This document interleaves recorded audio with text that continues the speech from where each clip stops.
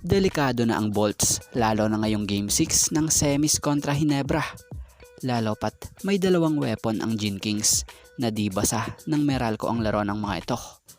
At sa sumunod naman nating topic, Chris McCullough is back.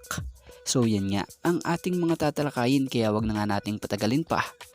Pero syempre, bago ang lahat, di naman natin kakalimutang i-shoutout itong mga solid nating mga ka-teammate na laging nanonood dito sa ating channel na sila Jacqueline Rica Plaza, Juan Solige, Janapot TV, and I Love Barangay Hinebra. So speaking of Chris McCullough, after ng napakalaming or nakalipas na mga taon, si Mac is back dito sa ating bansa. Sa mga naghahanap ng update kay Chris McCullough, ang 2019 SMB Import Champion and PBA Commissioner's Cup ay magiging bahagi si CMAC ng isang Pilipino team na may pangalang Strong Group Athletics. Kabilang pa nga rito ang ilang mga kilalang pangalan na dineklara na magiging bahagi ng team na ito, gaya nila Kaylen Tiongson, Jordan Heading, and Kiefer Rabena. So isa ito sa inaasahang magiging malaking ambag sa Strong Group. Bit-bit ang mga experience niya gamit ang mga naging stint niya sa iba't ibang team at sa iba't ibang liga sa labas ng bansa. So si CMAC, pagkakataon na nga rin po nito na makapagpamalas at makapagpakitang gilas sa magiging stint niya rito sa Strong Group, kung saan sasabak nga po ang team nila sa 43rd William Jones Cup. Malay mo, 'di ba? Dito muling mapansin si CMAC.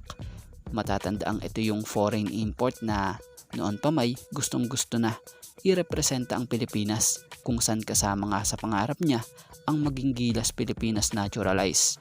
Or baka next season na, malay mo naman kunin ulit siya bilang import ng SMB.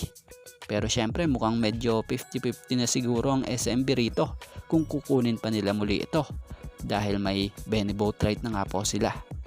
So kung di naman sa SMB, malay mo 'di ba sa ibang team or sa ibang team makuha ito para sa PBA import.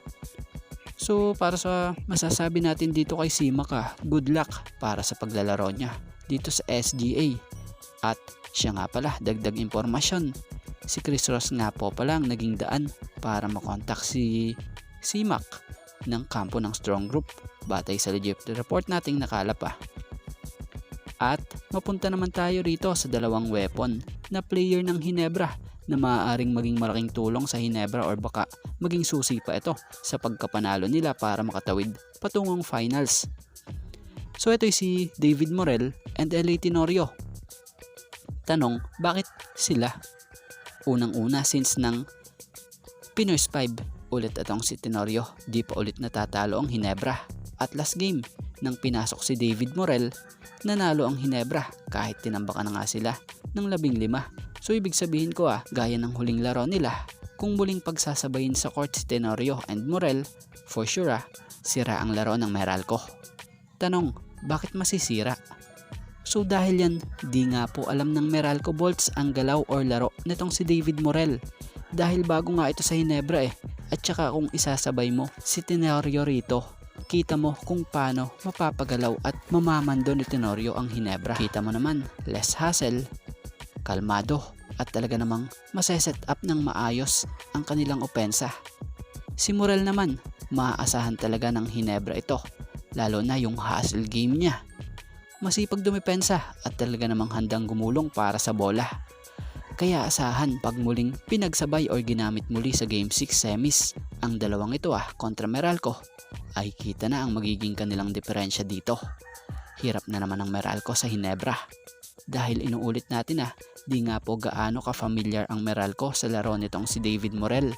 Tapos kung sasamahan mo pa ng Tenorio, mas lalong kakabahan pa rito ang Meralco.